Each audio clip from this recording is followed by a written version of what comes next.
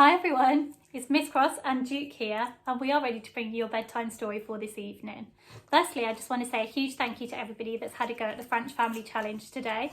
It's been lovely to see all of your responses, so well done to all of you. Now, I've chosen a story today that is all about a badger called Pete who likes to keep things extra tidy. Now, I can imagine that this is something that your grown-ups will be able to identify with having you all home a little bit more. I know with this one, every time I tidy up his toys, he likes to get them all back out again. I hope you enjoy it. Tidy by Emily Gravitt. Deep in the forest lived a badger called Pete, who tidied and cleaned and kept everything neat. He tidied the flowers by checking each patch and snipping off any that didn't quite match. He tidied the fox by grooming his fur. He untangled each knot and each twig and each burr.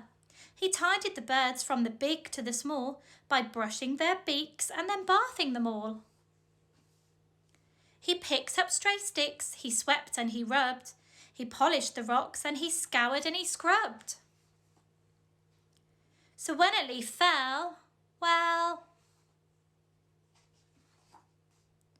Pete tidied up. But he still wasn't happy. Now the trees looked bare and scrappy. And so, to make it all neat, Pete undertook a mighty feat. He dug up every single tree. But then it rained. There was a flood. And afterwards, a lot of mud. Pete called in the diggers, he called in the mixers. He called in the concrete, the rakers, the fixers.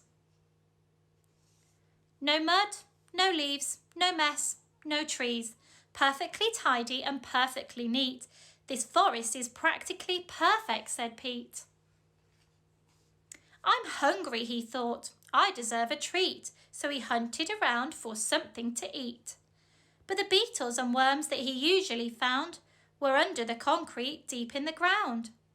And so Pete decided to go home instead.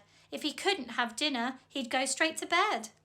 But when he arrived and took out his key, there wasn't a door where the door used to be. Later that night, Pete tossed and he turned. His belly was empty, it rumbled and churned.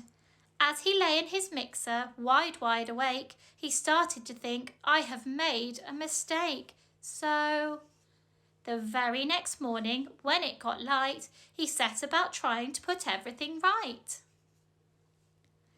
Then the animals came from the strong to the weak, and they lent him a paw or a claw or a beak.